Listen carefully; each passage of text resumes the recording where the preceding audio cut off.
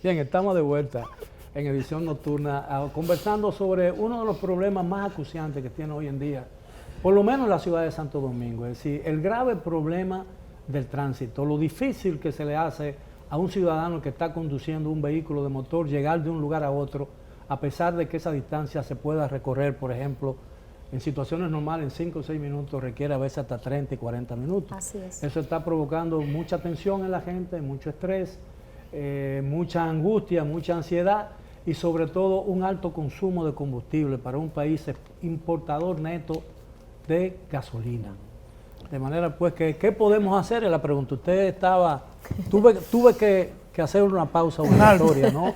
Así que, ¿qué falta Sí, por la yo explicación? entiendo que finalizando la exposición antes de la pausa, que el Ministerio Público, la Procuraduría General de la República, los tribunales especiales de tránsito, los tribunales de paz, tienen un gran nivel de responsabilidad. Aquí hay que llevar a que la escuela del Ministerio Público y la Escuela Nacional de la Judicatura llevemos a una nueva cultura en la aplicación de la ley, porque son 3 poderes: el legislativo, el ejecutivo y el judicial. Y el judicial tiene que ver con el régimen sancionador. De nada serviría una ley que no tenga un adecuado régimen de consecuencias. Un régimen sancionador porque se queda en lo filosófico, en el establecimiento de las políticas públicas, en llenar el acta de infracción. Y entonces cuando vayamos al tema de la sanción, de lo penal o de resarcir los daños, entonces no se tienen los resultados. Yo creo que aquí debe complementarse el rol que deben asumir los fiscales y los jueces. Quisiera agregar a la exposición del señor diputado lo siguiente.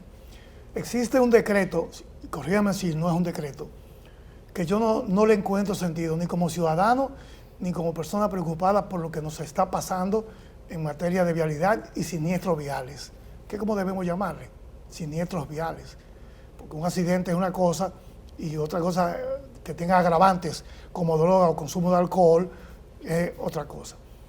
Pero ese decreto que le asigna fondos a la Procuraduría General de la República, gestionado por las infracciones, por las multas pagadas, no le veo sentido. ¿Por qué? Porque como usted señalaba, mientras le hace falta equipos y vehículos a la parte fiscalizadora del problema, la Procuraduría tiene esos fondos de las multas que se logran pagar, tiene varios años que no hacen ninguna asignación como manda la ley nueva inclusive, arreglando cárceles y construyendo otras, que está muy bien, pero yo creo que lo que se incaute por cualquier tipo de violación al Código Penal en dinero o bienes, es que debería de ir a arreglar las cárceles. Y ese decreto, debemos hacer algo para que se pueda... No es un decreto, es la ley 12-07 que la sometió Domínguez Brito en el tiempo en que fue senador, ¿verdad? Esa ley modificaba los montos pecuniarios de las multas, que eran 5 pesos, 10 pesos, 15 pesos del año 67. Lo actualizó a una quinta y a una tercera parte del salario mínimo y estableció que esos fondos debían ir a la construcción del nuevo sistema penitenciario. Ahora lo que se está usando, la Procuraduría lo está usando para la comida de los presos. Yo voy opuesto a eso. Yo creo que los fondos del sector deben ir al sector. ¿Y cómo nosotros lo distribuimos en un artículo de la ley que después tuvo que desligarse? Si la violación es en la municipalidad, el 40% a la municipalidad porque tú estás afectando el área local. El 20% iría a la DGC, que necesita recursos, el otro 20% al Intran y el 20% a la Procuraduría. Si la violación no es en la municipalidad, es una autopista, un corredor, una avenida internacional, pues entonces no va nada a los ayuntamientos y el 100% se distribuye de manera equitativa entre la DGC, la Procuraduría y el Intran. Así es que se hace en todos los países. Cualquiera pudiera pensar que la solución es más fácil de lo que uno podría imaginarse, porque dependería solo, por lo que he oído, de la aplicación justa de la ley. Sin embargo, yo creo que hay algo mucho más. El obstáculo principal está diría yo, en el comportamiento de los conductores, de los ciudadanos. Por ejemplo, todo el mundo sabe que transitar en exceso de velocidad pone en riesgo no solamente la vida del que lo hace, sino de todo el que anda en carretera. Un irresponsable en una autopista pone en peligro a todo el que está en la autopista en ese momento. Ahora, ¿qué se está haciendo para controlar la velocidad? Bueno, en las carreteras, que es donde ocurren el mayor número de muertos y accidentes, son por lo regular más fatales y tienen consecuencias peores que si hacen en una esquina de la ciudad, ¿no? Así es, pero articulando con lo que ya mencionaban mis compañeros de panel, las medidas tienen diferente enfoque, pero la solución es integral, es decir, que importa tanto la aplicación de la ley en el marco jurídico, la gobernanza, pero también la participación de los ciudadanos para su cumplimiento. Es decir, por más que nosotros como autoridades hagamos un trabajo, si no tenemos la conciencia del ciudadano, no se ve en lo que es nuestro comportamiento en las vías. Nosotros tenemos identificado en las principales carreteras cuáles son los puntos críticos y generalmente los accidentes que se producen son colisiones y eso viene arrastrado por un tema de velocidad. O sea, no es que tenemos una infraestructura, hay una responsabilidad y ya está estudiado que el mayor porcentaje de los accidentes viene por un tema del factor humano. Entonces, en función de eso, no solamente es fortalecer fiscalización o incrementar horario de fiscalización, porque ya los agentes de la DGCET están trabajando en eso, aparte de que tenemos las unidades de Comipol en la carretera 24 horas, es también la conciencia de los conductores de respetar los límites de velocidad y de no llevar ¿Cuáles son alcohol. esos límites? Porque no está muy claro todavía, porque en las carreteras no hay letreros que lo indiquen, ¿no? Bueno, aquí tenemos a Tobías que lo sabe, pero está establecido claramente en la ley que las vías principales establecen como máximo 100 kilómetros por hora y ya vías secundarias que no lo tengan establecido oscilan entre 70 y 80 y ya las zonas urbanas vienen corredores expresos o zonas residenciales que vienen siendo de 30. Ahora, la sanción y las multas, ¿Y la 15 sanción para y las colegio? multas son muy importantes para disuadir a la gente a que no viole la ley. Por ejemplo, la disposición que obliga a los vehículos pesados a transitar a su derecha a una velocidad máxima de 70 kilómetros por hora, ¿no? Yo viajo todos los fines de semana al interior, ¿no? Por razones que tengo que hacerlo. Y yo veo que nadie o muy pocos respetan eso. Entonces yo digo, ¿qué está pasando?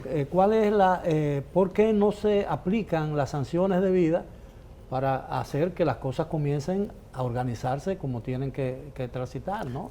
Es que la mejor forma de persuadir a la ciudadanía es por donde más le duele. Y donde más le duele es en el bolsillo. Tuvimos a Rodríguez Zapatero que vino hace un tiempo por acá y él decía que la clave y el éxito de la reducción en la accidentalidad en España fue porque las multas primero había que pagarlas, eso es lo primero, pero lo segundo es que había que pagarlas con mucho dinero. Entonces, las multas y las infracciones que se generan acá en las ciudades, en las carreteras, lo primero es que tiene que haber el mecanismo administrativo de cómo lograr de que si tú no la pagas, hay un impedimento para algo.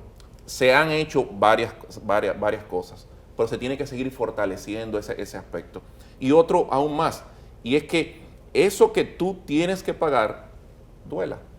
Que ese sea el desincentivo a tu cometer. Sí, el elemento disuasivo. El elemento disuasivo. Entonces, son varios aspectos, y aquí se han señalado varios, pero yo entiendo que el tema de la seguridad vial es un tema neurálgico en nuestro país. Bueno, pero eso ha mejorado mucho Claro que sí. con la asistencia que ofrecen el Ministerio de Obras Públicas en las carreteras. así es. La asistencia vial es una cosa, la seguridad vial es otra y la seguridad ciudadana son fiscalización. diferentes. Es decir, complementando lo que dice don Miguel, nosotros entendemos Pero que la asistencia vial mejora la seguridad. sí, vial. claro. Claro que sí. Cuando tú te quedas y te dan asistencia vial, Sí, mejora claro. la seguridad vial porque puede ser que seas impactado y también la seguridad ciudadana, porque cuando hay muertes por accidentes de tránsito, sube los niveles de siniestralidad Así y de es. muertes violentas y aumenta las muertes que registra la Procuraduría General de la República. Pero lo que quiero indicar que la ley lo establece. La ley establece que el que no paga la multa no puede renovar la licencia, sacar la placa, la revista, la matrícula, hacer el traspaso Pero de vehículos. los plazos. ¿Cuál Yo creo que hay que avanzar más de ahí. ¿Cuál problema es que ahora tenemos? Que todavía no se ha empezado a aplicar el nuevo régimen sancionador. Tenemos una ley nueva con sanciones viejas. ¿Qué implica esto? Esto motiva que aunque haya una ley, haya un Intran, se estén aplicando ciertas políticas públicas, el plan de movilidad, de seguridad vial y toda una serie de capacitaciones. La gente no está sintiendo en el bolsillo de que hay un régimen sancionador. Y agregado a esto, que nosotros estamos trabajando en el Congreso, lamentablemente promovido por el Estado, está la famosa multa fantasmas, que ha impedido, ¿verdad?, que medidas como esta sean aplicadas, porque cuando el ciudadano va... ¿En qué consiste la multa fantasma? La multa fantasma fue una serie de multas que fueron aplicadas en la gestión, y disculpe que no es politizando el tema, no me gusta llegar a esto, del 2000 al 2004, vía administrativa se aumentaron las multas en la ME, la antigua ME. Se le daban comisiones a los agentes para poner cantidad de multa y se le pagaba por eso. Cogían cualquier cédula, usted va un ciudadano que no tenía licencia, cuando iba a sacar la licencia ya tenía multa. Fuera del país tenía 40. Se le daba un incentivo, pero eso fue inconstitucional. En el 2004, cuando llega el gobierno del PLD, se somete un recurso al Tribunal Constitucional y echó para atrás eso. Peor aún, don Miguel, le retenían el vehículo. Pero no existía el Tribunal Constitucional. No, en ese tiempo no. La Suprema Corte de Justicia fue que decidió. Pero, peor aún, le retenían el vehículo, usted pagaba la grúa, que era privada, y le retenían la licencia. Cuando yo llegué a tránsito, tuvo la ME que devolverme a mí de 68,000 plásticos que forzaban y persuadían al ciudadano reteniéndole el plástico. Su licencia es suya o del Intran, que es el que le emite. Entonces buscaron una medida coercitiva, pero esos bolsillos iban a la parte privada. Eso se echó favorablemente para atrás y han dañado la base de datos de la Procuraduría con una cantidad de multas falsas que ahora el ciudadano tiene 3 Pero mecanismos. esas multas ya no existen, ¿no? Sí, están ahí. Si usted va... No, pero quiero decir, se están pero si usted, aplicando todavía. Claro, están en la base de datos. Mire qué pasa. No, quiero decir... Pero el mecanismo ya pero fue... el mecanismo fue eliminado. No. Si usted va y tiene 40 multas, la Procuraduría dio una resolución que el fiscalizador puede tumbarle la mitad. Pero usted está pagando 20 que no violó, que se lo puso un agente porque... No, a lo que me refiero es que ya ese tipo de multas no se aplican. No debería aplicarse. La DGC no debería estar, porque en la ley se ha establecido que cuando el agente de la DGC viola el debido proceso o viola el procedimiento, la multa es inválida. Tenemos que hacer otra pausa, regresamos después de ella, continúen con nosotros en edición nocturna.